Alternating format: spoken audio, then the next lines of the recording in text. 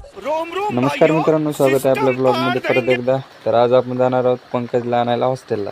तर मित्रांनो, फायनली आपण निघलेलो जातो इथे गाडी घेऊन. बघू शकता एकदम पावसाचं वातावरण झालेलं आहे खतरनाक. त्यामुळे आपण फटाफट हायवेला आलेलो आणि इथे येऊन वातावरण बघतोय तर म्हणलं आता येतो गाड्या पाऊस, पण पाऊस काय आला नाही. म्हणलं बरं झालं नाही आला पाऊस.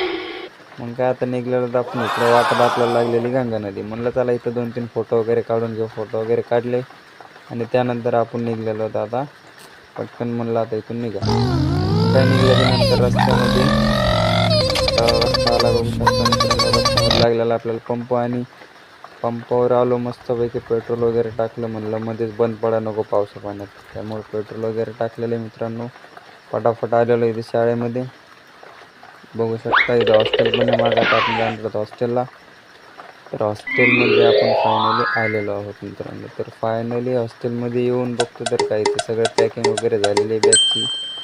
पंकज म्हणला चला आता पटकन दिशेने इथून निघू. मग त्याला घेतला आणि निघलो आम्ही दोघेजण मस्त. इकडे बघा मुलं वगैरे बसलेत, खेळतायत मस्त. मुलांना बघून तर एकदम लहानपणीचीच आठवण आली.